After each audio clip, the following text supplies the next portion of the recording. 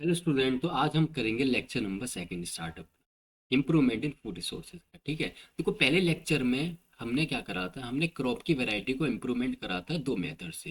पहला हाइब्रिडाइजेशन से, दूसरा जेनेटिकली इंजीनियरिंग से। ठीक है, आज हम दूसरा तरीका पढ़ेंगे अपनी क्रॉप को इम्प्रूवमेंट करने का, जिसका नाम है क्रॉप प्रोडक्शन मैनेजमेंट। ठीक है, हम इस क्रॉप प्रोडक्शन मैनेजमेंट में करेंगे क्या, हम इस क्रॉप प्रोडक्शन मैनेजमेंट में हम तीन तरीके पढ़ेंगे अपनी क्रॉप को इम्प्रूवमेंट करने का।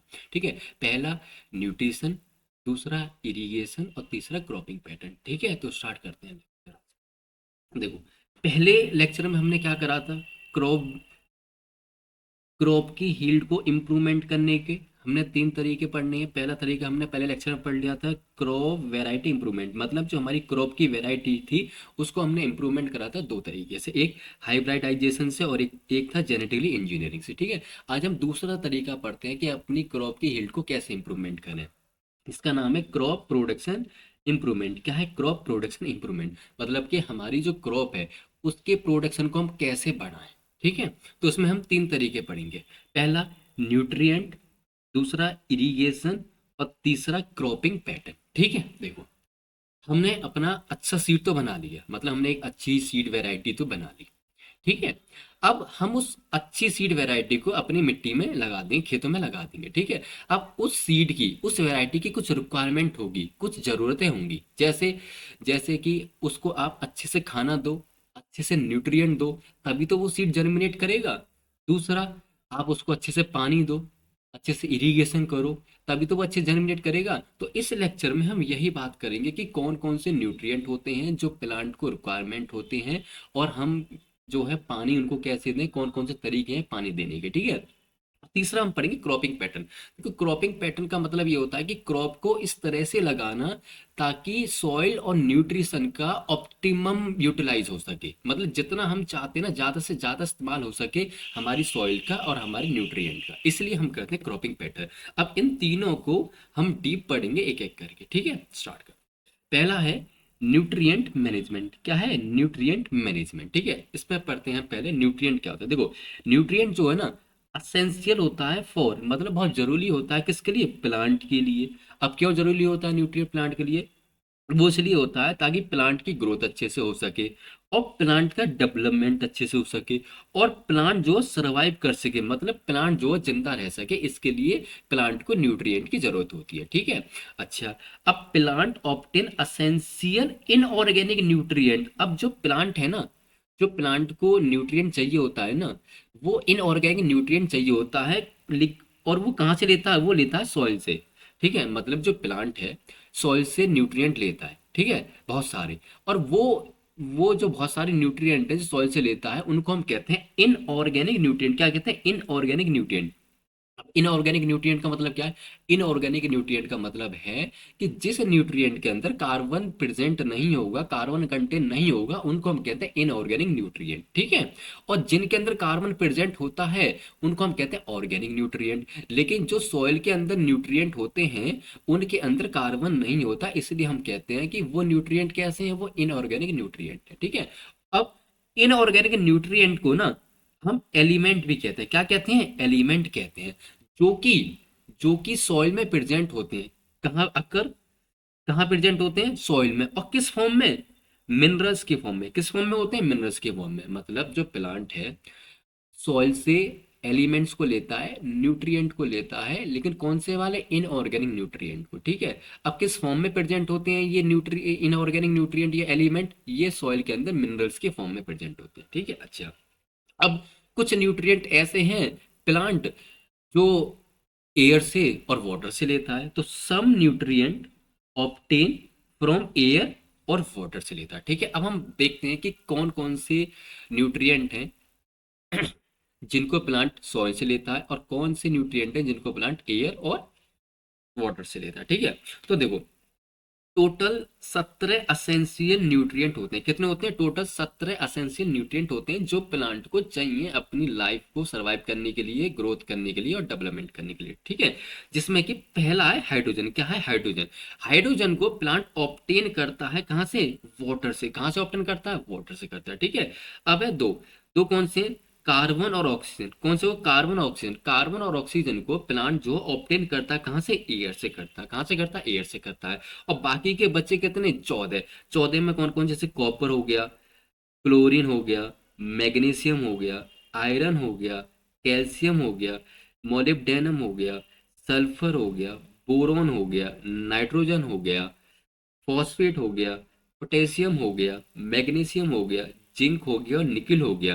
ये 14 न्यूट्रिएंट को प्लांट जो है कहाँ से ऑब्टेन करता है? सॉइल से ऑब्टेन करता है। कहाँ से ऑब्टेन करता है? सॉइल से ऑब्टेन करता है। तो पता चल गई, प्लांट को अपनी लाइफ को सर्वाइव करने के लिए 17 असेंशियल न्यूट्रिएंट चाहिए, जो कि वो 3 जगह से लेता है, जिसमें कि 14 लेता है वो सॉइल से, और 2 लेता है वो एयर से, और 1 लेता है वो वाटर से। ठीक है, अब हम बात करेंगे न्यूट्रिएंट के टाइप की। किसकी बात करेंगे? न्यूट्रिएंट की टाइप की। ठीक है, तो देखो न्यूट्रिएंट के ना 2 टाइप होते हैं। कितने होते हैं? न्यूट्रिएंट के 2 टाइप होते हैं। कौन कौन से? एक है मैक्रो न्यूट्रिएंट। कौन सा है? एक है मैक्रो न्यूट्रिएंट और एक है माइक्रो न्यूट्रिएंट। ठीक है, अब ये किसके बेसिस पे हमने जो है न्यूट्रिएंट का टाइप दिए हैं, वो इसके बेसिस पे दिए हैं कि जो न्यूट्रिएंट प्लांट को ज्यादा अमाउंट में चाहिए उसको बोल दिया हमने मैक्रो न्यूट्रिएंट।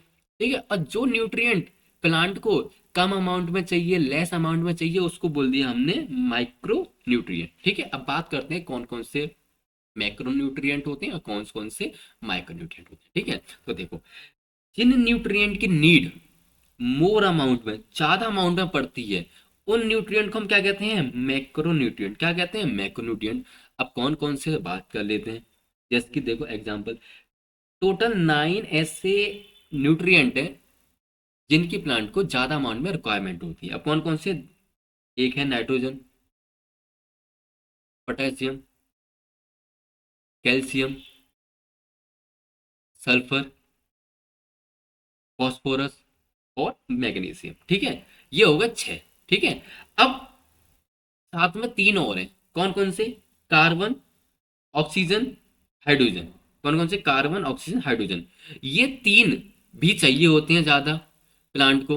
ठीक है, इसलिए इनको क्या बोल दिया हमने? मैक्रो न्यूट्रिएंट बोल दिया। क्या बोल दिया? मैक्रो न्यूट्रिएंट बोल दिया। लेकिन जो ये 3 है ना, कार्बन, ऑक्सीजन और हाइड्रोजन, इनको जो है प्लांट सॉइल से नहीं लेता। अब सॉइल से नहीं लेता तो मतलब ये मिनरल्स नहीं है। मिनरल्स नहीं है तो हमने क्या बोल दिया इनको? Non minerals macromolecule. क्या बोल दिया? Non minerals macromolecule. क्यों? क्योंकि ये जो 3 है, कार्बन, ऑक्सीजन, हाइड्रोजन, इनको सॉइल से नहीं लिया, और सॉइल से नहीं लिया और सॉइल से नहीं लिया, इसलिए इनको क्या बोल दिया? नॉन मिनरल्स बोल दिया। लेकिन इनकी रिक्वायरमेंट भी प्लांट को ज्यादा अमाउंट में होती है, इसलिए क्या बोल दिया? Macro nutrient. ठीक है, अच्छा अब हम बात करते हैं दूसरा, माइक्रोन्यूट्रिएंट। देखो, माइक्रोन्यूट्रिएंट वो होते हैं जिनकी नीड लेस अमाउंट में बढ़ती है। क्या होती है? जिनकी जरूरत, जिन न्यूट्रिएंट की जरूरत प्लांट को लेस अमाउंट में होती है, उसको हम क्या कहते हैं? मैक्रो मॉलिक्यूल कहते हैं। क्या कहते हैं? मैक्रो मॉलिक्यूल कहते हैं। ठीक है, कौन कौन से हैं? एग्जाम्पल, ये टोटल 8 होते हैं। कितने होते हैं? 8। कौन कौन से? Iron, copper, magnesium, boron, molybdenum, chlorine, zinc और निकेल। ठीक है, पता चल गई न्यूट्रिएंट के टाइप। पता चल गए किसके बेसिस पे हमने ये न्यूट्रिएंट के टाइप बताए हैं? जिन न्यूट्रिएंट की प्लांट को ज्यादा रिक्वायरमेंट होती है उनको हमने बोल दिया मैक्रो न्यूट्रिएंट, और जिन न्यूट्रिएंट की प्लांट को कम रिक्वायरमेंट होती है उसको हमने बोल दिया माइक्रो न्यूट्रिएंट। ठीक है, ये हमने जो न्यूट्रिएंट को डिवाइड करा है वो डिवाइड करा अकॉर्डिंग टू नीड। ठीक है, अच्छा अब बात ये आती है कि अगर ये न्यूट्रिएंट प्लांट को ना मिले या इनकी कमी हो जाए तो प्लांट को क्या होगा? देखो, 30 न्यूट्रिएंट, अगर ये न्यूट्रिएंट की डेफिशिएंसी, कमी हो जाए प्लांट को, तो प्लांट किन किन चीजों से सफर करेगा? क्या क्या अफेक्ट होंगे? विल अफेक्ट, देखो, पहली बात, प्लांट ना अच्छे से ग्रोथ नहीं कर पाएगा, ना डेवलपमेंट कर पाएगा। भाई बिना खाने के तो कोई भी अच्छे से ग्रोथ डेवलपमेंट नहीं कर पाएगा। दूसरा, प्लांट जो है फोटोसिंथेसिस भी नहीं कर पाएगा अच्छे से। भाई फोटोसिंथेसिस क्या है? एक मशीन है प्लांट के अंदर जिसकी हेल्प से खाना बनाता है। अब जब प्लांट के पास खुद खाना नहीं है तो वो मशीन ही नहीं चल पाएगी। अब मशीन नहीं चल पाएगी तो खाना खुद बना ही नहीं पाएगा, तो मतलब फोटोसिंथेसिस वो सही से नहीं कर पाएगा। तीसरा, प्लांट जो रिप्रोड्यूस नहीं कर पाएगा। रिप्रोड्यूस का मतलब, अब प्लांट रिप्रोड्यूस नहीं कर पा रहा तो प्लांट जो है फल नहीं बना पाएगा, फ्रूट नहीं बना पाएगा। फ्रूट नहीं बना पाएगा तो सीड भी नहीं बनेगा, बीज भी नहीं बनेगा। तीसरा, plant can get disease easily. अब देखो, अब कोई भी चीज अगर नाजुक होगी अगर उसको खाना टाइम से नहीं मिलेगा तो उसको बीमारी बहुत जल्दी लगने लगेंगी। जब किसी प्लांट को अगर न्यूट्रिशन की कमी हो जाएगी ना, तो उसको ना प्लांट को बीमारी भी बहुत इजीली लगने लगेगी। ठीक है, बात समझ में आ गई। ठीक है, अब हम बात करते हैं न्यूट्रिएंट को डिवाइड करने का दूसरा तरीका। देखो पहले हमने न्यूट्रिएंट को डिवाइड करा था किसके बेसिस पे, रिक्वायरमेंट के बेसिस पे। अगर ज्यादा जरूरत है तो मैक्रो बोल दिया, कम जरूरत है तो माइक्रो बोल दिया। अब हम बात करेंगे दूसरा तरीका न्यूट्रिएंट को डिवाइड करने का, किसके बेसिस पे, कि न्यूट्रिएंट बना कैसे, मतलब नेचर ने बनाया है या हमने बनाया है। ठीक है, किसके मेकिंग है, अकॉर्डिंग टू मेकिंग, कैसे बनाया। देखो अगर नेचर ने बनाया है न्यूट्रिएंट को तो उसको हम कहेंगे मैन्योर। क्या कहेंगे, मैन्योर कहेंगे। और अगर उस न्यूट्रिएंट को बनाया है हमने लैब में तो उसको हम क्या कहेंगे, उसको हम क्या कहेंगे, उसको हम कहेंगे फर्टिलाइजर कहेंगे। ठीक है, अब बात करते हैं पहले मैन्योर की। ठीक है, किसकी बात करते हैं, मैन्योर की। ठीक है, अब देखो मैन्योर क्या है, मैन्योर एक नेचुरल फर्टिलाइजर है। क्या है, नेचुरल फर्टिलाइजर है, मतलब हम नहीं बना रहे, ये अपने आप बन रहा है। ठीक है, जिनको हम यूज कर रहे हैं from ancient time of India, मतलब हमारे भारत में बहुत पुराने टाइम से इसको इस्तेमाल करा जा रहा है मैन्योर को। ठीक है, अच्छा अब ये मैन्योर होते क्या है, these are the organic substance. ये कैसे होते हैं, ये ऑर्गेनिक सब्सटेंस होते हैं। ऑर्गेनिक का मतलब वो सब्सटेंस या वो केमिकल जिनके अंदर कार्बन प्रेजेंट होता है, उनको हम कहते हैं ऑर्गेनिक सब्सटेंस। ठीक है, अब ये जो ऑर्गेनिक सब्सटेंस है, इनको ऑप्टेन कहां से करा जाता है, इनको ऑप्टेन करा जाता है द डिकेइंग या decomposition of biological waste material. मतलब बायोलॉजिकल वेस्ट मटेरियल का मतलब है कि प्लांट और एनिमल का वेस्ट, जो भी प्लांट और एनिमल का वेस्ट होगा उसको सड़ा के गला के जो है निकाला जाता है, क्या, उनमें से ऑर्गेनिक सब्सटेंस को। ठीक है, अब ये बायोलॉजिकल वेस्ट मटेरियल या प्लांट वेस्ट या एनिमल वेस्ट को, इनको डिकम्पोज कौन करता है, इनको सड़ाता कौन है, तो इनको सड़ाने के लिए यूज होते हैं डिकम्पोजर्स। कौन यूज होते हैं, डिकम्पोजर। डिकम्पोजर्स क्या करते हैं कि जो भी प्लांट का वेस्ट है और जो एनिमल का वेस्ट है उसको ये खाएंगे, खाने के बाद क्या करेंगे, उनको सड़ा देंगे, गला देंगे, मतलब उनको डिकम्पोज कर देंगे। डिकम्पोज करने के बाद क्या करेंगे, उनमें से न्यूट्रिएंट को निकाल लेंगे। क्या कर लेंगे, न्यूट्रिएंट को निकाल लेंगे, और उसी न्यूट्रिएंट को हम जो है अपने खेत में जाके डाल देंगे, और फिर वो न्यूट्रिएंट हमारी सॉइल के अंदर जाएगा। सॉइल से फिर कहाँ जाएगा वो न्यूट्रिएंट, हमारे प्लांट में जाएगा। ठीक है, अब कौन कौन से डिकम्पोजर्स हैं जो चीजों को सड़ाते हैं, गलाते हैं, तो एग्जाम्पल देखो, जैसे कि बैक्टीरिया हो गया, फंजाई हो गया, और अर्थवर्म हो गया। ये क्या करते हैं, चीजों को डिकम्पोज करते हैं, इसीलिए इनको क्या बोल दिया, डिकम्पोजर्स बोलते हैं। ठीक है, अब हम बात करते हैं भाई मैन्योर के भी टाइप होते हैं, कौन कौन से होते हैं। तो पहला हम बात करेंगे फार्म यार्ड मैन्योर। किसकी बात करेंगे, फार्म यार्ड मैन्योर। ठीक है, अच्छा अब ये क्या होता है, ये बनता किससे, तो देखो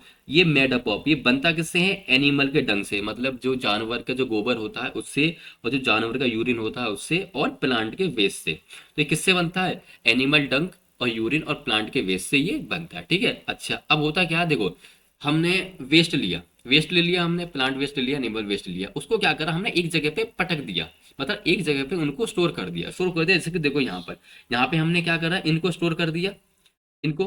ठीक है, अब क्या होता है कि जो ये वेस्ट है ना, इनके अंदर होते हैं माइक्रो ऑर्गेनिज। क्या होते हैं, माइक्रो ऑर्गेनिज। अब माइक्रो ऑर्गेनिज क्या करते हैं, माइक्रो ऑर्गेनिज होते हैं इनके अंदर, माइक्रो ऑर्गेनिज क्या करते हैं, इनको डिकेइंग करते हैं। क्या करते हैं, डिकेइंग मतलब इनको सड़ाते हैं, गलाते हैं। ठीक है, किसको, कॉम्प्लेक्स ऑर्गेनिक वेस्ट को। कॉम्प्लेक्स ऑर्गेनिक वेस्ट का मतलब क्या है, जैसे कि मान लो अब पत्ता है, पत्ता पत्ते के अंदर बहुत सारे न्यूट्रिएंट है।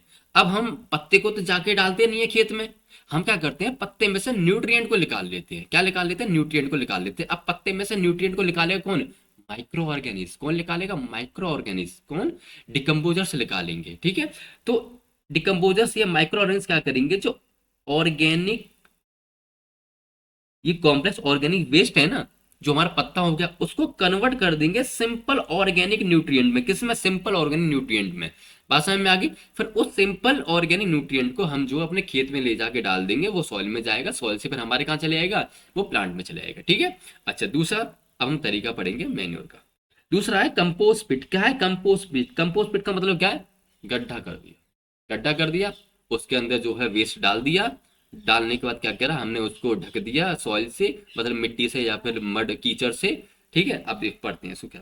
देखो ये भी किससे बना होता है, मेड अप ऑफ एनिमल डंग, जानवर के जो गोबर होता है उससे, और यूरिन से, और प्लांट के वेस्ट से बना होता है। ठीक है, इसमें हम क्या करते हैं, इसमें हम एक गड्ढा करते हैं, क्या करते हैं, पिट करते हैं, और उस वेस्ट को हम कहाँ डाल देते हैं, पुट इन दी पिट, मतलब गड्ढे के अंदर उस वेस्ट को हम डाल देते हैं, ठीक है। उसके बाद क्या करते हैं, देन कवर कर देते हैं हम उसको मड और सॉइल, मतलब कीचड़ से या सॉइल से हम क्या करते हैं, कवर कर देते हैं। देखो ये गड्ढा करा हमने, गड्ढे में देखो हमने वेस्ट डाल दिया, एनिमल वेस्ट डाल दिया या प्लांट वेस्ट डाल दिया। उसके बाद क्या करेंगे, हम इस गड्ढे को ना कवर कर देंगे, किससे कवर कर देंगे, हम इसको कर देंगे कीचड़ से, मड से या फिर मिट्टी या सॉइल से, ठीक है। अब मिट्टी या मड या कीचड़ से हम इसको कवर क्यों कर रहे हैं, वो इसलिए कर रहे हैं क्योंकि जो कीचड़ होती है ना, मिट्टी होती है, उसमें होते हैं माइक्रो ऑर्गेनिज्म। कौन होते हैं, माइक्रो ऑर्गेनिज्म। अब माइक्रो ऑर्गेनिज्म होंगे कीचड़ में, मिट्टी में, तो वो क्या करेंगे, माइक्रो ऑर्गेनिज्म इन जो ये वेस्ट है मटेरियल उसको खाएंगे, उसको सड़ाएंगे, उसमें से न्यूट्रिएंट को निकाल देंगे, फिर इस न्यूट्रिएंट को हम क्या करेंगे, अपने खेत में ले जाके डाल देंगे, ठीक है। अब तीसरा पढ़ते हैं। तीसरा है वर्मी कंपोज। क्या है वर्मी कंपोज, इसमें क्या करते हैं, इसमें भी सब सेम है, मतलब एनिमल का वेस्ट होगा, प्लांट का वेस्ट होगा, बस इसमें हम फर्क क्या करते हैं, फर्क ये है कि इसमें हम अर्थवर्म को इंट्रोड्यूस कर देते हैं, मतलब जो केंचुआ होते हैं उनको इनके साथ मिला देते हैं, ठीक है। तो देखो क्या है, वर्मी कंपोस्ट में क्या होता है कि हम अर्थवर्म को इंट्रोड्यूस करते हैं इनटू कंपोस्ट पिट, मतलब हमने गड्ढा करा, गड्ढे में हमने अपना वेस्ट मटेरियल डाल दिया, वेस्ट मटेरियल डालने के बाद क्या करा हमने, इसमें अर्थवर्म को और छोड़ दिया, अर्थवर्म को इंट्रोड्यूस कर दिया। अर्थवर्म क्या करेंगे, अर्थवर्म उस वेस्ट मटेरियल को फीड करेंगे, क्या करेंगे, फीड करेंगे, मतलब फीड करेंगे किस पे, ऑन द वेस्ट मटेरियल पे। उसका क्या करेंगे, उस वेस्ट मटेरियल में से न्यूट्रिएंट को निकाल लेंगे, क्या करेंगे, एक्सट्रैक्ट न्यूट्रिएंट, और न्यूट्रिएंट को निकालने के बाद क्या होगा, फिर हम सेम उसी न्यूट्रिएंट को ले जाके हम अपने खेत में डाल देंगे, खेत में कहाँ, सॉइल में जाएगा, सॉइल से कहाँ जाएगा, प्लांट में जाएगा, ठीक है। और ये वाला जो तरीका है ना, हालांकि पहला जो फार्म यार्ड है, कंपोस्ट पिट है, ये भी ठीक है, लेकिन सबसे जल्दी जो न्यूट्रिएंट बनाता है ना, सबसे जल्दी जो खाने को सड़ाता है, गलाता है और न्यूट्रिएंट सबसे जल्दी बनाता है कौन, अर्थवॉर्म। कौन बनाता है, अर्थवॉर्म। इसलिए इस मेथड को हम ना सबसे क्विक मेथड मानते हैं, सबसे फास्ट मेथड मानते हैं, इसलिए वर्मी कंपोस्ट को हम क्या कहते हैं, ये एक सबसे क्विक मेथड, ठीक है। अच्छा, और इसलिए अर्थवॉर्म को ना हम फार्मर का फ्रेंड भी बोलते हैं, क्या बोलते हैं, फार्मर का फ्रेंड बोलते हैं। क्यों, क्योंकि देखो ये खाद बनाने में बहुत हेल्प कर रहा है, मैन्योर बनाने में बहुत हेल्प कर रहा है और सबसे जल्दी बना रहा है, इसीलिए हम जो अर्थवर्म है उसको फार्मर का फ्रेंड भी मानते हैं, ठीक है। अच्छा, अब लास्ट पढ़ते हैं हम, कौन सा, ग्रीन मैन्योर। कौन सा पढ़ते हैं, ग्रीन मैन्योर। अब ग्रीन मैन्योर में क्या होता है, देखो this green manure make by the green plant. जो ये हमारे जो ग्रीन मैन्योर होते हैं ना, ये ग्रीन प्लांट से ही बनते हैं, किससे बनते हैं, ग्रीन प्लांट से बनते हैं। होता है क्या है, देखो पहले हम अपने खेत में कुछ क्रॉप उगाते हैं, कौन सी क्रॉप, लेग्यूमिनस क्रॉप। कौन सी क्रॉप उगाते हैं, लेग्यूमिनस क्रॉप उगाते हैं, ठीक है। लेग्यूमिनस क्रॉप उगा लिया हमने, लेग्यूमिनस प्लांट उगा लिया, फिर हम उस लेग्यूमिनस क्रॉप को ही अपने खेत में ना काट के रख, उसी में ही फेंक देते हैं, मतलब अपने ट्रैक्टर से क्या करते हैं, देखो ट्रैक्टर से क्या कर देते हैं, ये लेग्यूमिनस क्रॉप है, उसको ट्रैक्टर ने क्या कर दिया, उसको प्लगिंग कर दिया, मतलब उस खेत को जोत दिया, ठीक है। प्लांट अब टूट के सॉइल के अंदर गिर गए। अब ये सॉइल के अंदर गिरने के बाद क्या होगा, सॉइल के अंदर क्या है, माइक्रो ऑर्गेनिज्म। अब माइक्रो ऑर्गेनिज्म क्या करेंगे, इन प्लांट को खाएंगे, इनको सड़ाएंगे और इसमें से न्यूट्रिएंट को निकाल के सॉइल में डाल देंगे, ठीक है। अब वो न्यूट्रिएंट सॉइल में मिल गया, सॉइल से फिर कहाँ जाएगा, वो प्लांट में जाएगा, ठीक है। अब हम इसमें मेनली लेगुमिनस प्लांट ही लेते हैं, क्यों, क्योंकि जो लेगुमिनस प्लांट होते हैं ना, उनके अंदर बहुत ज़्यादा अमाउंट में न्यूट्रिएंट प्रेजेंट होता है। क्या होता है, बहुत ज़्यादा अमाउंट में न्यूट्रिएंट प्रेजेंट होता है, इसीलिए हम लेगुमिनस प्लांट को ही खेत में काट देते हैं और खेत में ही डाल देते हैं, वो सड़ के गल के न्यूट्रिएंट बना देती है, ठीक है। तीसरा हो गया। अच्छा, अब हम बात करते हैं आगे। पहला हमारा हो गया मैन्योर, जो हमारा नेचुरल फर्टिलाइजर था। अब हम बात करेंगे फर्टिलाइजर, किसकी बात करेंगे, फर्टिलाइजर।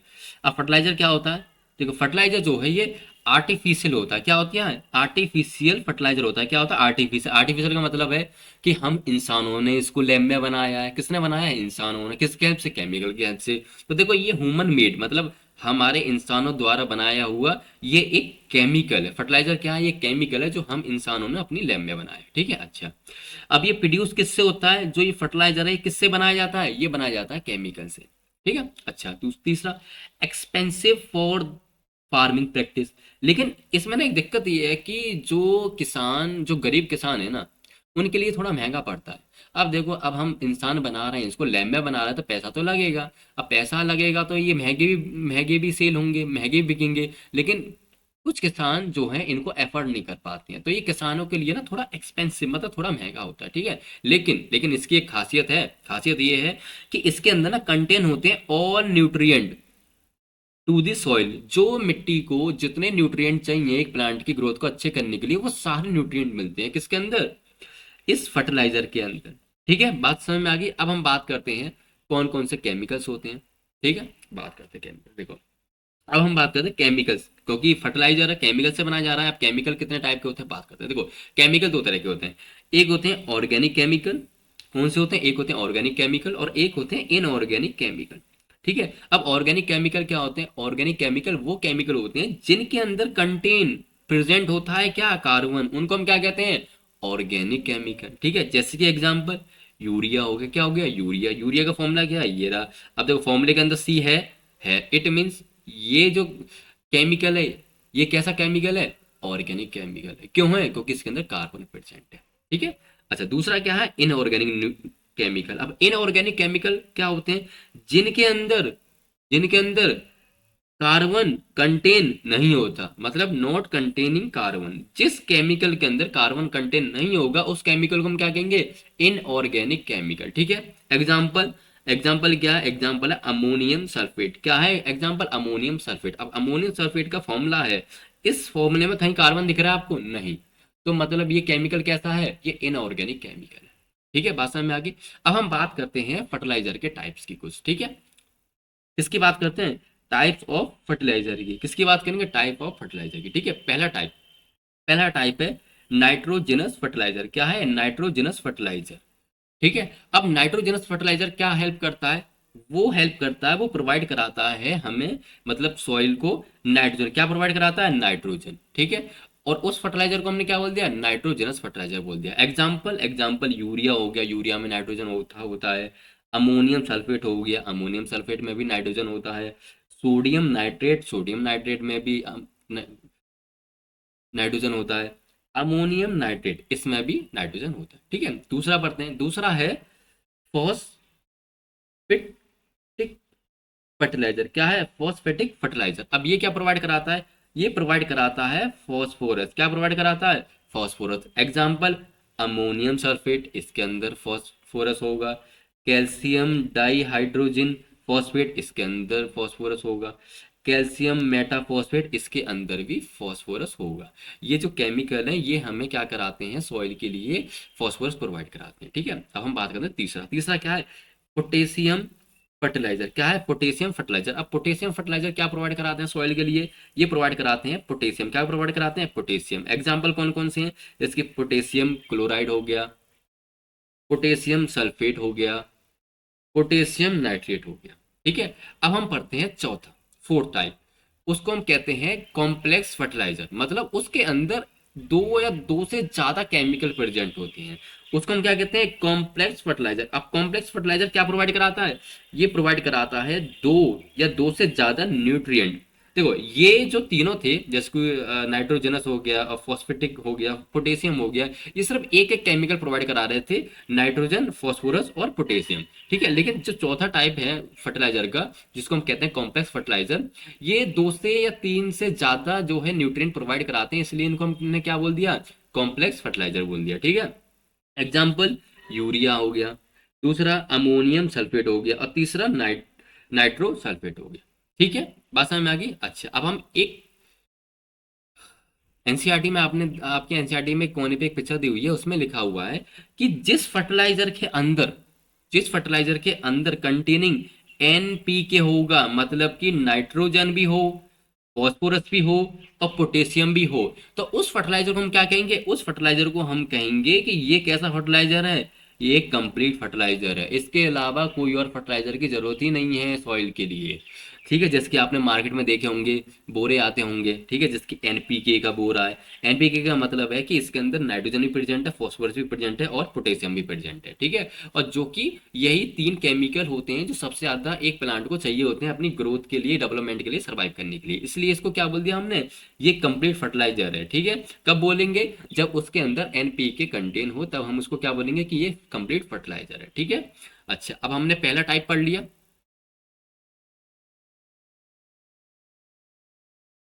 हमने पहला टाइप पढ़ लिया। ठीक है, अब हम बात करेंगे दूसरा इरिगेशन के बारे में। किसके बारे में बात करेंगे? अब हम इरिगेशन के बारे में। वेट करो, इरिगेशन के बारे में।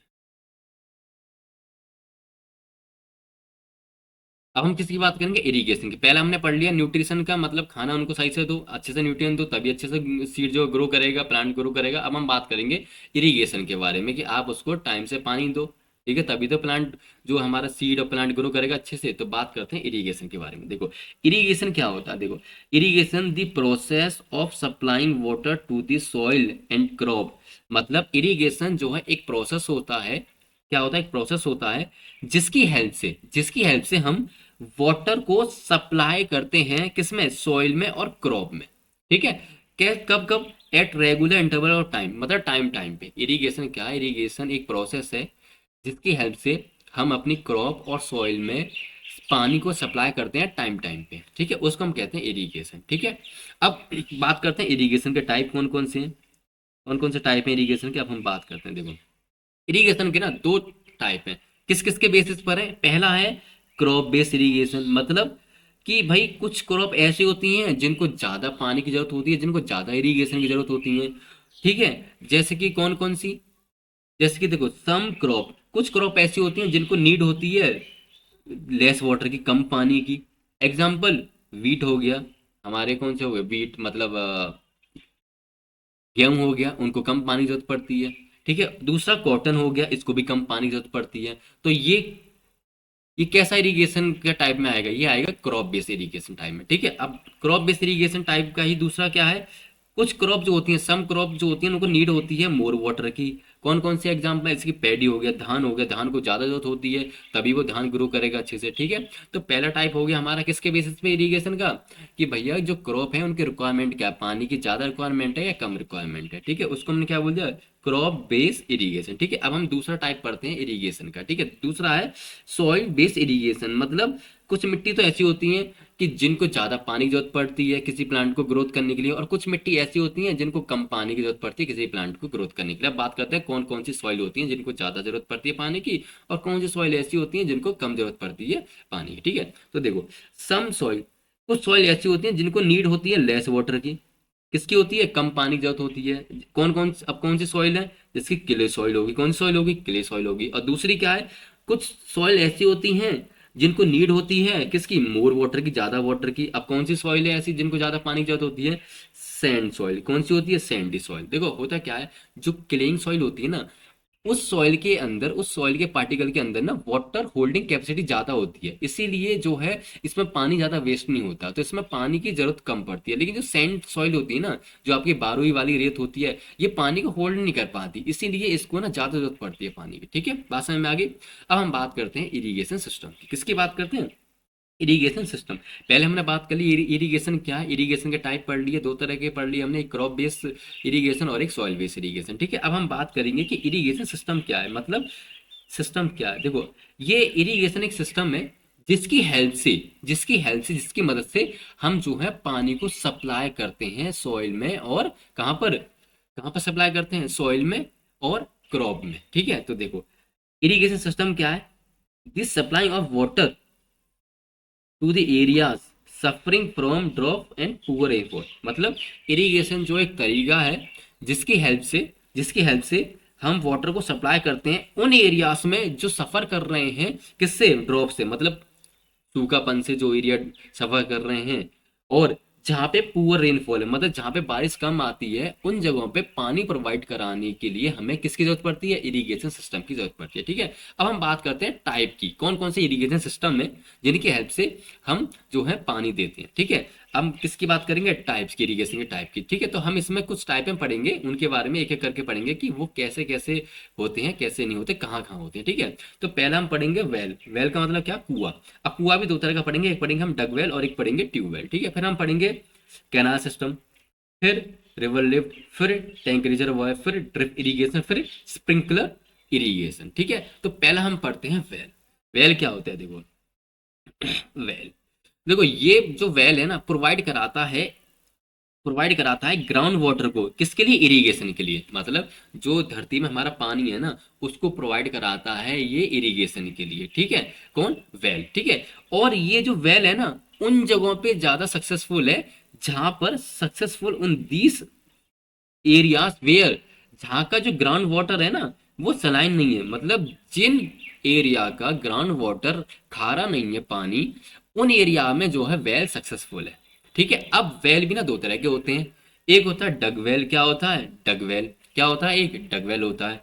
और दूसरा कौन सा होता है, दूसरा होता है ट्यूबवेल। ठीक है, पहले हम बात करेंगे डग वेल क्या होता है। अब देखो डग वेल क्या होता है, देखो आपने देखा होगा डग वेल, पुराने टाइम में देखा होगा।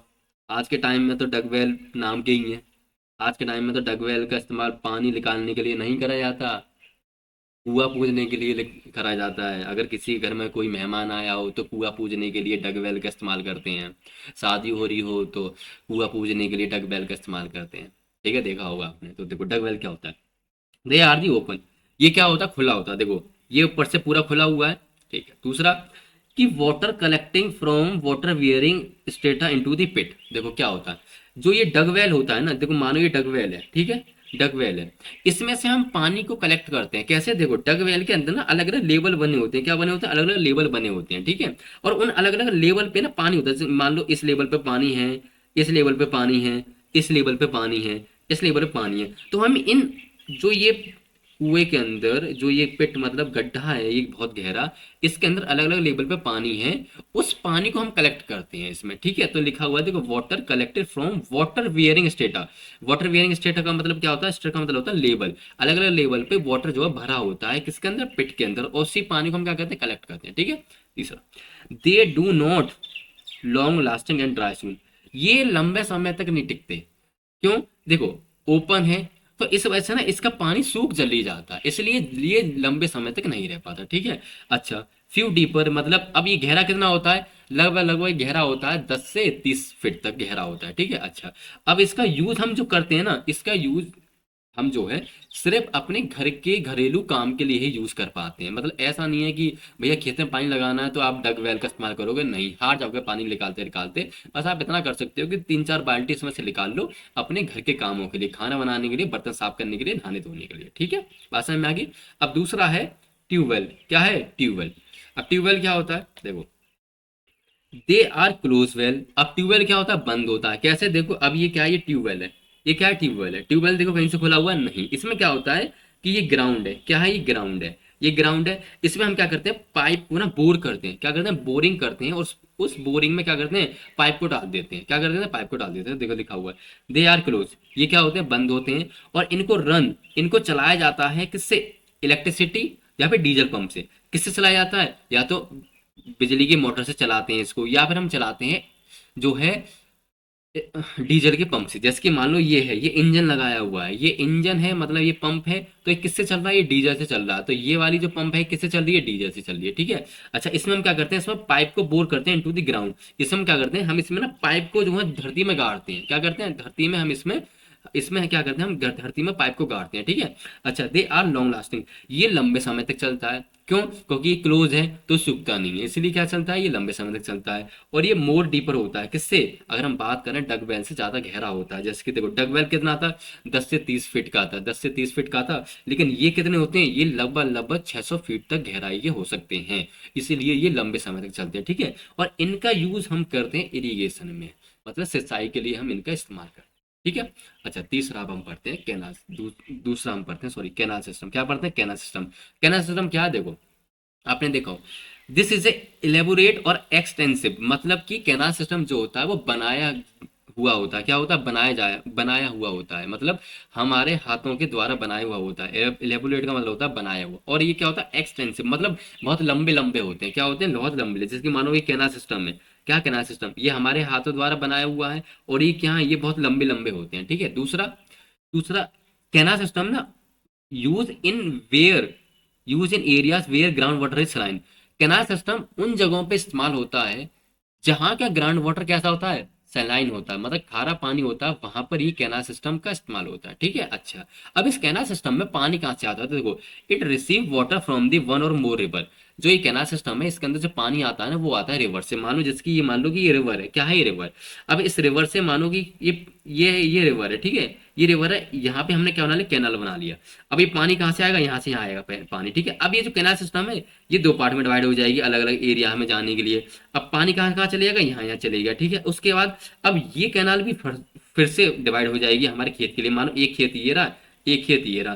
तो ये जो कैनाल थी अब ये भी दो पार्ट में डिवाइड हो गई, ये वाली कैनाल इस खेत में पानी ले जाएगी और ये वाली कैनाल इस खेत में पानी ले जाएगी। ठीक है, तो यही लिखा हुआ है कि इन दिस सिस्टम, इस सिस्टम में क्या होता है, पहले होती है मेन कैनाल, क्या होती है मेन कैनाल, मेन कैनाल ये रही मेन कैनाल। ठीक है, वो डिवाइड होती है इनटू स्मॉल ब्रांचेस, किस में डिवाइड होती है, इनटू स्मॉल ब्रांच। मतलब देखो ये मेन कैनाल है, अभी मेन कैनाल एक इसमें डिवाइड होगी, एक स्मॉल ब्रांचेस में, एक इस स्मॉल ब्रांचेस में डिवाइड होगी। ठीक है, अब फर्दर डिवाइडेड, अब जो ये स्मॉल जो हमारी ब्रांचेस थी ना, ये फर्दर डिवाइडेड हो जाएंगी इनटू द डिस्ट्रीब्यूटेड और field channel to the irrigation. मतलब जहां जहां पे मतलब एक खेत यहाँ है एक खेत यहाँ, तो ये वाली कैनाल एक यहाँ डिवाइड हो गई और एक यहाँ डिवाइड हो गई। अब मान लो कि ये कैनाल है, मान लो एक खेत यहाँ है एक खेत यहाँ है, तो ये एक कैनाल यहाँ डिवाइड हो गई और एक कैनाल यहाँ डिवाइड हो गई, तो ऐसे करके डिवाइड हो जाती है। ठीक है, अच्छा अब हम बात करते हैं तीसरा। तीसरा क्या है, रिवर लिफ्ट। क्या है रिवर लिफ्ट, रिवर लिफ्ट में हम क्या करते हैं कि वाटर को डायरेक्टली ड्रॉन करते हैं फ्रॉम द रिवर। ठीक है, मतलब जैसे कि मानो ये नदी है, क्या है ये नदी है और ये क्या है हमारे खेत है, ये क्या है हमारे खेत, तो हम क्या कर रहे हैं डायरेक्ट नदी से पानी ले रहे हैं अपने खेतों में। ठीक है, कैनाल सिस्टम में हम क्या कर रहे थे, कैनाल सिस्टम में हम अपने खेतों में जो पानी ले रहे थे वो कैनाल से ले रहे थे, और कैनाल में किससे पानी आ रहा था, रिवर में। लेकिन रिवर लिफ्ट में हम किससे पानी ले रहे हैं, डायरेक्ट रिवर से पानी ले रहे हैं। ठीक है, बात समझ में आ गई। अच्छा अब ये सबसे ज्यादा हमारे भारत में यूज होने वाला इरिगेशन सिस्टम है, कौन सा है, रिवर लिफ्ट वाला। तो लिखा हुआ है it is the most affected irrigation system in the India, मतलब हमारे भारत में सबसे ज्यादा इस्तेमाल होने वाला इरिगेशन सिस्टम है तो वो है रिवर लिफ्ट। कौन सा है, रिवर लिफ्ट। ठीक है, तीसरा, अब इस रिवर में कौन कौन सी रिवर से पानी आता है, देखो एक हिमालयन रिवर हो गई वहां से पानी आता है, सेंट्रल इंडियन रिवर हो गई वहां से पानी आता है, और कोस्टल रिवर होगी वहां से पानी आता है। ठीक है, अच्छा अब ये किस एरियाज में सक्सेसफुल है, उन एरियाज में सक्सेसफुल है useful in areas where canal flows insufficient, मतलब जिस एरिया तक कैनाल सिस्टम नहीं बनाए हुए, जहां तक कैनाल सिस्टम नहीं आ पाए हैं, उस एरियाज में जो है रिवर लिफ्ट वाला सिस्टम जो है इरिगेशन का वो सक्सेसफुल है। ठीक है, तो हम बात करते हैं चौथे। चौथा है टैंक रिजर्वॉयर। टैंक रिजर्वॉयर का मतलब देखो, रिजर्वॉयर का मतलब होता है स्टोर करना। क्या स्टोर करना, वाटर को किस में करना, टैंक में। देखो जैसे कि ये रहा, ये टैंक है, टैंक में पानी भरा हुआ है, ये टैंक है, टैंक में पानी भरा हुआ है, ये टैंक है, टैंक में पानी भरा हुआ है। तो ठीक है, पढ़ते हैं इसके बारे में। देखो टैंक रिजर्वॉयर क्या है, ये स्मॉल स्टोरेज रिजर्वॉयर है। क्या है, स्मॉल स्टोरेज रिजर्वॉयर, मतलब टैंक के अंदर जो वाटर स्टोर होता है ना, वो एक छोटे कम अमाउंट में ही स्टोर होता है। ठीक है, अच्छा अब इसमें स्टोर क्या करते हैं, हम स्टोर करते हैं वाटर को, कौन से, रनिंग ऑफ वाटर, मतलब store the running of water, मतलब जो पानी बहता हुआ होता है ना, जिसके बारिश का पानी होगा उसको स्टोर कर लिया, तो मतलब रनिंग ऑफ वाटर को हम स्टोर करते हैं इसके अंदर, टैंक के अंदर। ठीक है, अच्छा अब ये यूज किस एरियाज में, जो ये टैंक रिजर्वॉयर है ये उन एरियाज में यूज है जहाँ पे हिली एरिया, मतलब पहाड़ी एरिया है ना, उस एरियाज में ही सक्सेसफुल है। ठीक है, अच्छा दूसरा, इनका यूज हम जो है इरिगेशन में भी यूज करते हैं, किस में यूज करते हैं, इरिगेशन में भी यूज करते हैं। कब, जब सूखापन आ जाता है, ड्राफ आ जाता है। ठीक है, और साथ में हम जो है पिसी कल्चर में भी यूज करते हैं। पिसी कल्चर मतलब जैसे कि मछली पालन हो गया, उसमें भी यूज करते हैं। और अगर इमरजेंसी भी आ जाए ना, कहीं आग लग जाए, तो इमरजेंसी में भी हम इसको इस्तेमाल करते हैं, जिसकी फायर हो गया। ठीक है, और साथ में जो टैंक, जो ये टैंक रिजर्वॉयर है ना, ये हेल्प करते हैं ग्राउंड वाटर को रिचार्ज करने में। मतलब कि क्या करते हैं, हमने पानी को स्टोर करा टैंक में, टैंक में पानी को स्टोर करने के बाद क्या कर दिया, हमने एक कुएं के अंदर पानी को डाल दिया, तो कुएं के अंदर पानी को डालने से क्या होगा कि जो वाटर लेवल है ना, वो फिर से जो है फिलिंग हो जाएगा, रिचार्ज हो जाएगा। तो मतलब ये जो टैंक है ना, ये ग्राउंड वाटर को रिचार्ज करने में भी क्या करते हैं, हेल्प करते हैं। ठीक है, अब पांचवा हम पढ़ते हैं, फिफ्थ हम पढ़ते हैं ड्रिफ्ट इरिगेशन। क्या करते हैं, ड्रिफ्ट इरिगेशन। इसमें क्या होता है, देखो इसमें हम क्या करते हैं, एक पाइप लेते हैं, क्या लेते हैं, एक पाइप लेते हैं। ठीक है, और उस पाइप में क्या हम एक छेद कर देते हैं, क्या करते हैं, होल कर देते हैं। ठीक है, अब होल कर देते हैं। अब होल हम कहाँ करेंगे, होल हम वहां करेंगे जहां पर प्लांट की रूट होगी, क्या होगी, प्लांट की रूट होगी। वहां पर जो पाइप की पोजीशन है वहां पे एक होल कर देंगे। होल करने से क्या होगा, उस पाइप में से ड्रॉप बाय ड्रॉप क्या निकलेगा, पानी निकलेगा, जो कि कहाँ जाएगा, डायरेक्ट सॉइल में जाएगा। ठीक है, तो इसमें हम क्या करते हैं, देखो होल इन पाइप, क्या करते हैं, हम एक पाइप लेते हैं और पाइप में क्या कर देते हैं, हम होल कर देते हैं। ठीक है, फिर क्या करते हैं कि वाटर उसमें क्या होता है, फॉल होता है, वाटर गिरता है, कैसे, ड्रॉप बाय ड्रॉप, पानी कैसे गिरता है, फिर बूंद बाय बूंद। ठीक है, और किस पोजीशन में हम होल करते हैं पाइप में, the position of the root of the plant, मतलब जो प्लांट की रूट है ना, उस पोजीशन में हम जो है पाइप में एक होल करते हैं। ठीक है, अच्छा तीसरा, व्हाट इज नॉट वेस्टिंग, मतलब इसमें क्या होता है कि जो पानी होता है ना, इसमें वेस्ट नहीं होता। क्यों, अब पानी जो है सिर्फ रूट की जगह पे गिर रहा है और कहीं गिर नहीं रहा तो इसलिए पानी भी क्या नहीं होता, वेस्ट नहीं होता, ठीक है। अच्छा, और इस सिस्टम में ना वाटर जो है सेव होता है, क्यों? क्योंकि इसमें इवेपोरेशन नहीं होता। इवेपोरेशन का मतलब ये होता है कि जब प्लांट के अंदर ज्यादा पानी भर जाता है तो वो पानी जो है उड़ जाता है, इवेपोरेट हो जाता है, ठीक है। अब इस सिस्टम में जो है पानी प्लांट के अंदर एक रिक्वायरमेंट के हिसाब से जा रहा है, ज्यादा जा नहीं रहा। जब ज्यादा पानी ही नहीं है प्लांट के अंदर तो वो इवेपोरेट क्या करेगा, पानी को उड़ाएगा कैसे, नहीं उड़ाएगा। इसीलिए इसमें जो है ना वाटर सेव होता है due to law, due to किसकी वजह से, कि वाटर का इवेपोरेशन नहीं हो पाता, ठीक है। अच्छा, अब ये यूजफुल कहाँ पर है, ये उन एरियाज में यूजफुल है जहां पर वाटर की अवेलेबिलिटी पुअर है, जहां पे पानी जो है बहुत कम है, उन एरियाज में क्या है, ये सक्सेसफुल होता है, क्या होता है, सक्सेसफुल होता है, ठीक है। ओके, अब हम आगे बात करते हैं, एक और रह गया आपका लास्ट, स्प्रिंकलर इरिगेशन। क्या हो गया, स्प्रिंकलर इरिगेशन। देखो इसमें क्या करते हैं, इसमें सबसे पहले हम क्या लेते हैं, एक परपेंडिकुलर पाइप लेते हैं। क्या लेते हैं, परपेंडिकुलर पाइप। परपेंडिकुलर का मतलब होता है इतना, ये परपेंडिकुलर होता है।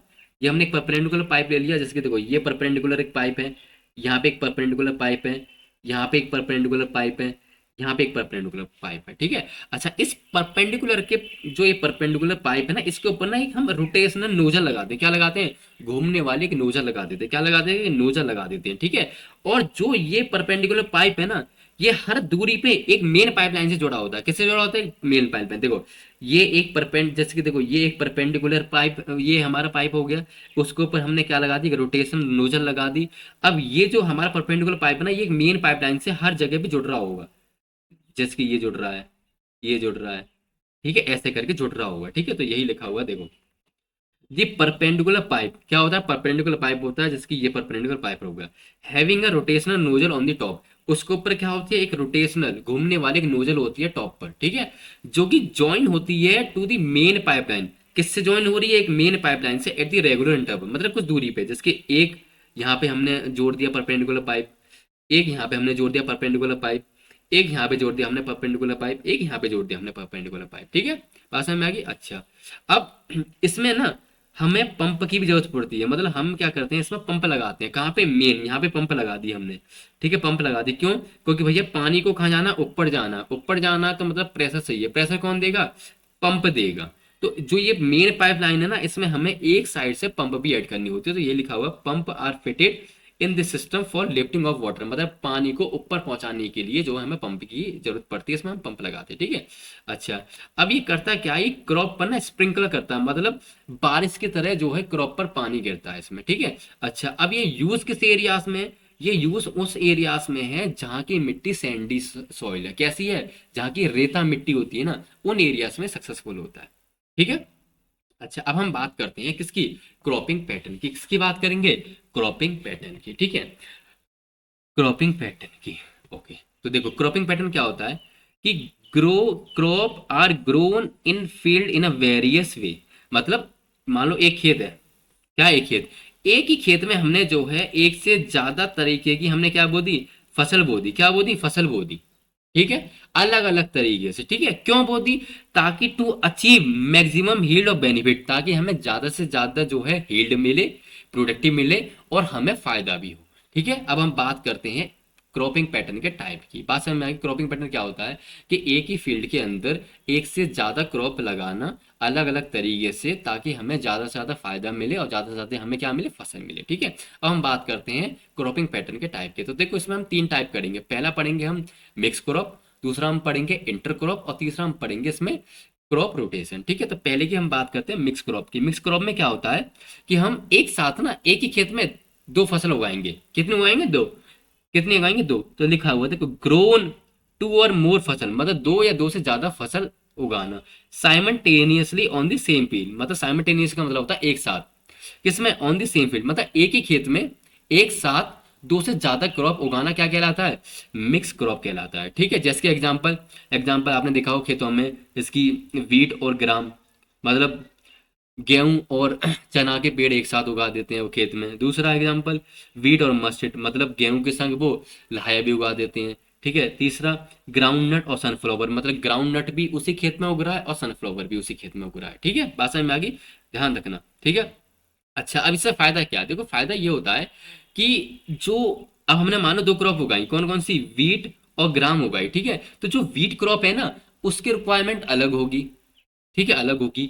और जो ग्राम है ना, चना है, उसकी रिक्वायरमेंट अलग होगी। तो उससे फायदा ये होगा, अब हमारे पास मान लो कि सॉइल के अंदर है दो तरह के न्यूट्रिएंट है, ठीक है। एक तरह का न्यूट्रिएंट चाहिए किसको, वीट को, और एक तरह का न्यूट्रिएंट चाहिए ग्राम को। तो हम क्या करेंगे कि जो एक तरह का न्यूट्रिएंट है उसको तो ले लेगा हमारा वीट, गेहूं, और जो दूसरे तरह का न्यूट्रिएंट है उसको ले लेगा ग्राम। इससे फायदा क्या होगा, इससे फायदा ये होगा कि जो सॉइल के अंदर जो न्यूट्रिएंट थे दोनों प्रेजेंट, उनका ऑप्टिमम लेवल पे यूटिलाइज हो गया। अगर हम एक क्रॉप उगाते तो हमारा एक न्यूट्रिएंट तो वेस्ट ही जाता है ना। तो इसीलिए हम क्या करते हैं, क्रॉपिंग पैटर्न करते हैं, ताकि हमारे जो न्यूट्रिएंट है ना, उसका ज्यादा से ज्यादा इस्तेमाल हो सके, ठीक है। अच्छा, तो लिखा हुआ देखो, क्यों, क्योंकि इन क्रॉप की ना अलग अलग न्यूट्रिशन वैल्यू होती है। देखो, their nutrient requirement are different. जो एक क्रॉप है ना, जिसकी मान लो वीट की अलग रिक्वायरमेंट है न्यूट्रिएंट की, ग्राम की अलग रिक्वायरमेंट है नीट की, ठीक है। और इससे क्या होगा कि ऑप्टिमम यूज होगा हमारी सॉइल का और मिट्टी का। किसका यूज होगा, हमारी सॉइल का और मिट्टी का जो है ऑप्टिमम लेवल पे यूज होगा, ठीक है। तीसरा फायदा क्या है, तीसरा फायदा ये है कि हम ना इसमें जो फेलियर का रिस्क है ना, वो भी कम हो जाता है। मानो कि हमने दो फसल बोई है अपने खेत में, एक फसल हमारी खराब हो गई, तो कम से कम एक फसल तो हमारी बची, एक फसल तो बची। अगर हम मानो एक फसल ही करते और वही खराब होगी, तो हमारा तो सारा ही बेड़ा पार हो गया, हमारी सारी फसल हो गई। तो इससे फायदा ये होता है कि हमारी दो फसल करी है, तो अगर एक फसल हमारी खराब हो गई, तो कम से कम एक फसल तो हमें फायदा देगी, ठीक है। तो इससे क्या होता है, रिड्यूस हो जाता है रिस्क ऑफ क्रॉप फेलियर, मतलब क्रॉप का फेल होने का रिस्क जो है कम हो जाता है, ठीक है। अब कम कैसे, जैसे मान लो कि चेंजिंग वेदर कंडीशन, मतलब मान लो मौसम बदल गया, मान लो कि कोई हमने क्रॉप बोई जिसको चाहिए थी गर्मी ज्यादा, और गर्मी नहीं पड़ी, बारिश पड़ी, तो हमें क्रॉप बेकार हो गई। तो हम क्या कहते हैं, दो ऐसे अलग क्रॉप बोते हैं जिनकी अलग अलग रिक्वायरमेंट है। अगर एक क्रॉप खराब होगी तो कम से कम एक क्रॉप तो बचेगी, ठीक है। दूसरी बात फिर क्या है, if one crop face some problem, अगर एक क्रॉप ने कुछ प्रॉब्लम फेस करी, तो कम से कम हमारी अदर क्रॉप, जो हमारी सेकंड क्रॉप है, वो तो सेफ रहेगी ना, ठीक है। तो इसलिए हम मिक्स क्रॉप करते हैं, क्रॉपिंग पैटर्न करते हैं। लेकिन इसमें दिक्कत है, दिक्कत क्या है कि harvesting of crop is difficult, मतलब जब हम इनको काटने पर आते हैं ना, इन क्रॉप को, तो काटने में दिक्कत होती है। अब मानो कि ये एक पौधा, ये पौधा, अब आप मानो ये पौधा काट रहे हो, तो गलती से ये पौधा कट गया, तो मतलब इसको हार्वेस्ट करने में थोड़ी डिफिकल्ट आती है मिक्स क्रॉपिंग में, ठीक है। अच्छा, दूसरी बात, इसमें अब सीड भी ना मिक्स होने के चांसेस होते हैं। मतलब मान लो अगर इस फसल का सीड है और इसका भी है, तो आपस में ना ये जो सीड है ना मिक्स होने के चांसेस होते हैं। तो ये इनका थोड़ा सा ड्रॉबैक है, बाकी ठीक है। अब हम बात करते हैं, दूसरा है इंटरक्रॉप। क्या है इंटरक्रॉप, देखो इंटरक्रॉप भी सेम उसी तरह से है कि एक ही फील्ड में दो या दो से ज्यादा क्रॉप उगाना। लेकिन फर्क इसमें यह है कि पहले हमने मिक्स क्रॉप में क्या उगाया था, रैंडमली उगा दिए थे, मतलब कोई पेड़ कहाँ है, कोई पेड़ कहीं है, हमें मतलब नहीं है, कहीं उग गए ठीक है। लेकिन इंटर क्रॉप में हम क्या करते हैं कि हम एक पैटर्न फॉलो करते हैं। मतलब जैसे कि मानो एक रो तो हमने इस प्लांट की उगा ली, एक रो हमने इस प्लांट की उगा ली, फिर एक रो इसकी उगा ली, फिर एक रो इसकी उगा ली, तो एक रो इसकी भी उगा ली। तो इसमें फर्क ये है कि हम इसमें एक डेफिनेट पैटर्न का यूज करते हैं। तो देखो लिखा हुआ है, ग्रोइंग टू और more crop simultaneous on the same field, मतलब दो या दो से ज्यादा एक ही खेत में, मतलब दो या दो से ज्यादा क्रॉप को एक ही खेत में एक साथ उगाना कहलाता है इंटरक्रॉप। लेकिन इसमें फर्क क्या है, इन अ डेफिनेट पैटर्न, मतलब एक डेफिनेट पैटर्न, मतलब एक रो आपने एक प्लांट के लिए ली, दूसरी रो आपने दूसरे प्लांट के लिए ली, ठीक है। अच्छा, जैसे कि example, a few row a few row of one crop, मानो कि एक रो ले ली एक क्रॉप की, अल्टरनेट उसी के बराबर में हमने with a few crop of the second crop, एक क्रॉप हमने इस प्लांट के लिए ली, उसी के बराबर हमने दूसरी रो किसके लिए ली, दूसरे प्लांट के लिए। जिसके एग्जांपल सोयाबीन और मेज एक साथ, मतलब एक लाइन में हमने सोयाबीन लगा दिया, एक लाइन में हमने मेज लगा दिया, ठीक है। दूसरा एग्जांपल बाजरा और लोबिया, मतलब एक लाइन में हमने बाजरा उगा दिया, एक लाइन में हमने क्या उगा दिया, लोबिया उगा दिया, ठीक है। अब इसका फायदा भी वही है, देखो, दियर न्यूट्रिशन रिक्वायरमेंट आर डिफरेंट, जो हम दो क्रॉप बोएंगे उनकी अलग अलग न्यूट्रिशन रिक्वायरमेंट होगी। तो फिर क्या होगा फायदा, जब अलग अलग न्यूट्रिशन रिक्वायरमेंट होगी, तो हर तरह की न्यूट्रिएंट को क्या करेंगे, यूज करेंगे, ऑप्टेन करेंगे। तो उससे फायदा क्या होगा, ऑप्टिमम यूज होगा हमारी सॉइल का भी और न्यूट्रिएंट का भी, ठीक है। फिर अगर मानो कि एक क्रॉप फेल हो गई चेंजिंग वेदर कंडीशन की वजह से, तो कम से कम हमारी एक क्रॉप तो बचेगी। जैसे कि देखो, one one crop facing some problem, अगर कोई एक क्रॉप ने कोई प्रॉब्लम फेस करी है, तो कम से कम हमारी जो दूसरी क्रॉप है वो तो सेव रहेगी ना। तो उससे फायदा। अच्छा, इसमें ये फायदा है कि जो इनका हार्वेस्टिंग है ना, इसमें बहुत आसान है। कैसे, पहले इस रो को आपने काट लिया, फिर उस रो को काट लिया, तो इसमें फसल को काटना बहुत आसान है। दूसरी बात, इसमें ना सीड मिक्स नहीं होती, जैसे कि इसमें सीड मिक्स हो रहे थे, इसमें सीड मिक्स नहीं हो रहे। क्यों, क्योंकि पहले हमने पहली रो काट ली, उसको हमने अलग रख लिया सीड, फिर दूसरी रो काट ली, उसके हमने अलग सीट रख ली, ठीक है, तो इसमें हमें दिक्कत नहीं होती, ठीक है। अब हम तीसरा पढ़ते हैं क्रॉपिंग पैटर्न का टाइप, जिसको हम कहते हैं क्रॉप रोटेशन। क्या कहते हैं? Crop rotation. क्या कहते हैं उसको हम? Crop rotation.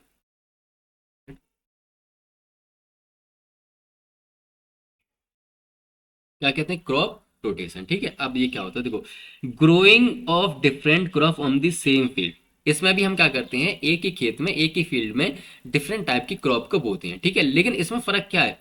इसमें फर्क ये है, इन अ प्री प्लान सक्सेशन। मतलब देखो, पहले हम क्या कर रहे थे, इंटर क्रॉप और मिक्स क्रॉप में हम क्या कर रहे थे कि एक ही खेत में एक से ज्यादा क्रॉप बो रहे थे एक साथ, ठीक है।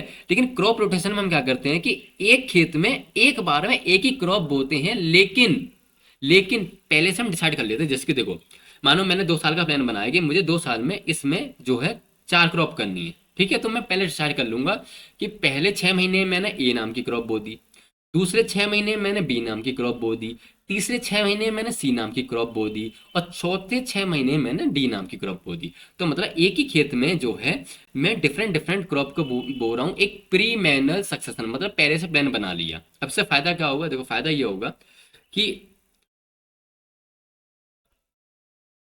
फायदा ये है कि देखो, मानो कि एक क्रॉप है, एक क्रॉप को जरूरत है बहुत ज्यादा नाइट्रोजन की, ठीक है। अब एक क्रॉप को मैंने बोया, अब पहली बार बोया तो पहली बार जब मैंने खेत में बोया तो उसके अंदर नाइट्रोजन बहुत थी।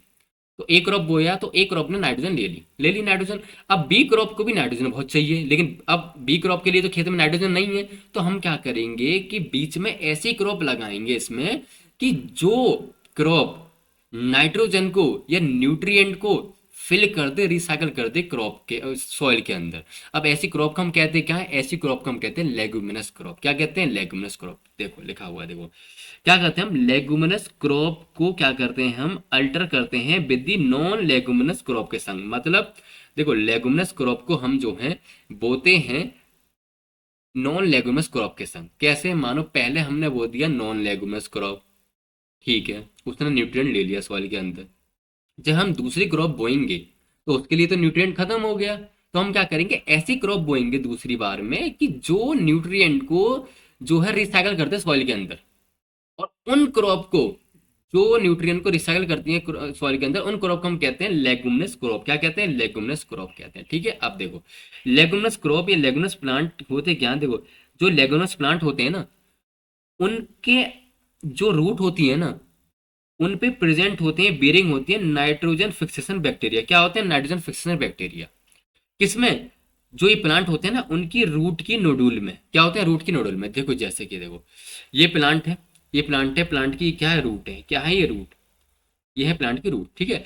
प्लांट की रूट में ना कुछ गांठें बनी होती हैं। क्या बनी होती है? गांठें, जिनको हम क्या कहते हैं? नोड्यूल कहते हैं। क्या कहते हैं? नोड्यूल कहते हैं। और उस नोड्यूल में ना प्रेजेंट होते हैं कौन? Nitrogen fixation bacteria. कौन प्रेजेंट होता है? Nitrogen fixation bacteria. अब ये बैक्टीरिया जो है, कौन से बैक्टीरिया? नाम बताओ एक आध बैक्टीरिया का। तो एक आध बैक्टीरिया का नाम है, जैसे कि राइजोबियम। राइजोबियम जो बैक्टीरिया है ना, ये नाइट्रोजन फिक्सेशन बैक्टीरिया है। मतलब कि ये जो बैक्टीरिया है ना, राइजोबियम, ये नाइट्रोजन को फिक्स करता है किसमें? सॉइल में। किसमें? सॉइल फिक्स करता है, सॉइल में। देखो जैसे कि प्लांट को नाइट्रोजन चाहिए, ठीक है, लेकिन प्लांट जो है N2 के फॉर्म में नाइट्रोजन को नहीं ले सकता। उसको चाहिए नाइट्रोजन नाइट्रेट के फॉर्म में, नाइट्राइट के फॉर्म में, अमोनियम के फॉर्म में, अमोनिया के फॉर्म में। अब ये नाइट्रोजन को नाइट्रेट, नाइट्राइट, अमोनियम, अमोनिया के फॉर्म में कन्वर्ट कौन करता है? वो करता है राइजोबियम बैक्टीरिया। कौन करता है? Rhizobium bacteria. कौन करते हैं? बैक्टीरिया करते हैं इसको नाइट्रोजन को फिक्स। इसीलिए इन बैक्टीरिया को हम क्या कहते हैं? नाइट्रोजन फिक्सेसिंग बैक्टीरिया, ठीक है। जो कि किस में प्रेजेंट होते हैं? प्लांट की रूट में गांठ बनी होती है, जिनको हम कहते हैं नोड्यूल। उन गांठों के, उन नोड्यूल के अंदर होता है। तो इन प्लांट को हम क्या कहते हैं? लेग्यूमिनस प्लांट कहते हैं, ठीक है। बात समझ में आ गई। अब ये करते क्या है, जो ये बैक्टीरिया है ना, ये मॉलिक्यूलर नाइट्रोजन जो है उसको कन्वर्ट करते हैं नाइट्रोजनस कंपाउंड में। किस में कन्वर्ट करते हैं? नाइट्रोजनस कंपाउंड में कन्वर्ट करते हैं। जैसे कि देखो, ये N2 है, N2 को राइजोबियम ने देखो कन्वर्ट कर दिया किसमें? नाइट्रेट में कन्वर्ट कर दिया, नाइट्राइट में कन्वर्ट कर दिया, अमोनियम में कन्वर्ट कर दिया, और अमोनिया में कन्वर्ट कर दिया। अब जो ये फॉर्म है कौन सी? Nitrogenous compound. इन फॉर्म को, इन नाइट्रोजन कंपाउंड को प्लांट ऑब्टेन कर लेगा, ठीक है। इससे क्या है कि उसकी न्यूट्रिशन वैल्यू फुलफिल हो जाएगी, ठीक है। बात समझ में आ गई। अच्छा, अब हम बात करते हैं एग्जाम्पल कि हम फसल को कैसे लगाते हैं। देखो पहले मैंने क्या कहा, पहले मैंने बना लिया 2 साल का प्लान बना लिया। क्या बना लिया? 2 साल का प्लान कि मेरे को 2 साल के अंदर जो है 4 क्रॉप लगानी है, कैसे कैसे लगानी है। देखो मानो कि पहले 6 महीने मैंने लगा ली मक्का। क्या लगा ली? मक्का। अब मक्का कैसी क्रॉप है? ये नॉन लेगुमिनस क्रॉप है, ठीक है। अब मक्का पहली उगाई मैंने, अब इसको नाइट्रोजन चाहिए, मतलब नाइट्रोजन कंपाउंड चाहिए, इसने सॉइल से ले लिया। अब जब मैं दूसरी क्रॉप उगाऊंगा तो उसके लिए तो नाइट्रोजन खत्म हो जाएगा, नाइट्रोजनस कंपाउंड खत्म हो जाएगा। तो हम क्या करेंगे? हम फिर ऐसी क्रॉप लगाएंगे दूसरी बार में कि जो नाइट्रोजनस कंपाउंड को मिट्टी में बढ़ा दे। कौन बढ़ाएगा? लेगुमिनस क्रॉप बढ़ाएगा। एग्जाम्पल कौन सा है? जैसे कि फेनुग्रीक। कौन है? फेनुग्रीक क्रॉप को उगा दिया हमने। अभी फेनुग्रीक क्रॉप क्या करेगी कि सॉइल के अंदर नाइट्रोजन या नाइट्रोजनस कंपाउंड को क्या कर देगी? रिसाइकिल कर देगी। रिसाइकिल करने से क्या होगा? अब फिर हम तीसरी बार में कौन सी क्रॉप बोएंगे? मस्टर्ड बोएंगे। फिर चौथी बार में कौन सी क्रॉप बोएंगे? शुगर कैन क्रॉप बोएंगे। अब हम इसके बाद जब क्रॉप बोएंगे तो देखो शुगर कैन, जब मस्टर्ड और शुगर कैन बोए थे हमने, तो इन्होंने न्यूट्रिशन ले लिया था, नाइट्रोजन ले लिया था। अब मिट्टी के अंदर नाइट्रोजन क्या है? नहीं है। अब हम इसमें क्या बोएंगे? फिर से कौन सी क्रॉप बोएंगे? लेगुमिनस वाली क्रॉप बोएंगे, ताकि जो है सॉइल के अंदर जो नाइट्रोजन कंपाउंड है वो रिसाइकल हो सके, फिलिंग हो सके, ठीक है। अच्छा दूसरा एग्जांपल, पहले हमने मेज बोया पहले 6 महीने में, फिर हमने मटर बो दी। मटर क्या करेगी? नाइट्रोजन को जो है सॉइल में रिसाइकिल कर देगी। फिर हमने बोल दिया शुगर केन, फिर बोल दिया हमने पोटैटो बोल दिया, ठीक है। बात समझ में आ गई। ऐसे ही हम एग्जाम्पल लेते हैं 3 साल की प्लान का, मतलब हमने 3 साल का प्लान बना लिया पहले से, 3 ईयर रोटेशन का। पहले हमने बोला कॉटन, फिर हमने बोल दिया शुगर केन, फिर हमने बोल दिया पी। पी कैसा प्लांट है? कैसी क्रॉप है? ये लेगुमिनस क्रॉप है, जो कि नाइट्रोजन को रिसाइकिल कर देगी सॉइल के अंदर, ठीक है। फिर हमने मेज बो दिया, फिर हमने बीट बो दिया, ठीक है। दूसरा एग्जाम्पल, पहले हमने राइस बो दिया, पहले राइस, फिर वीट बो दिया, फिर हमने मग मग बो दिया, फिर मस्टर्ड बोल दिया, फिर शुगर कैन बोल दिया, फिर बरसिम बोल दी, ठीक है। अच्छा इसमें जो ये मैंने पिंक कलर से लिखे हैं ना, ये प्लांट जो है वो लेगुमिनस प्लांट है, ठीक है। जैसे कि एग्जाम्पल देखो, पहले खेत में हमने, पहली बार खेत में हमने क्या बोल दिया? बीट बोया। फिर हमने वेजिटेबल बो दी, फिर हमने बारले बो दी, फिर हमने चिकोरी बोल दी, फिर हमने बीट बो दी। अब इसमें से कौन सी क्रॉप लेगुमिनस है? वेजिटेबल वाली जो है लेगुमिनस क्रॉप है, ठीक है। बात समझ में आ गई। अब इसका फायदा क्या है लेगुमिनस क्रॉप उगाने का? देखो जब हम लेगुमिनस प्लांट को उगाते हैं with the non leguminous plant के साथ, तो ये क्या करता है कि ये लेगुमिनस जो प्लांट है ना, ये फिलिंग करता है, रिसाइकल करता है सॉइल के न्यूट्रिएंट को, मतलब सॉइल के अंदर न्यूट्रिएंट है ना, उनको रिफिलिंग करने में हेल्प करता है, ठीक है। जिसकी वजह से जो हमारी क्रॉप की प्रोडक्टिविटी है ना, प्रोडक्शन है, वो इंक्रीज हो जाता है, ठीक है। अच्छा अब ये जो क्रॉप रोटेशन वाली टेक्निक है, इसको सबसे पहले कहाँ यूज करा गया था, कब स्टेब्लिश करा गया था? देखो जो ये टेक्निक है ना, कौन सी क्रॉप रोटेशन वाली जो टेक्निक है, इसको स्टेब्लिश करा गया था नॉर्फॉक कंट्री के इंग्लैंड में। कहाँ करा गया? इंग्लैंड के नॉर्फॉक कंट्री में इसको जो है स्टेब्लिश करा गया था, ठीक है। तो आज के लेक्चर में हमने क्या पढ़ा? क्रॉप के प्रोडक्शन को इम्प्रूवमेंट करा हमने 3 तरीके से। कौन कौन से? पहला हमने पढ़ा न्यूट्रिशन, दूसरा हमने पढ़ा इरिगेशन, तीसरा हमने पढ़ा क्रॉप रोटेशन पढ़ा, ठीक है। आई होप कि तुम्हें समझ में आया होगा। अगर कोई भी दिक्कत है या कोई भी डाउट है तो आप कमेंट सेक्शन में छोड़ सकते हो, ठीक है। अब अगर तुम्हें थोड़ी सी मदद मिली हो इससे तो प्लीज़ लाइक, शेयर, कमेंट और सब्सक्राइब कर देना। Thank you.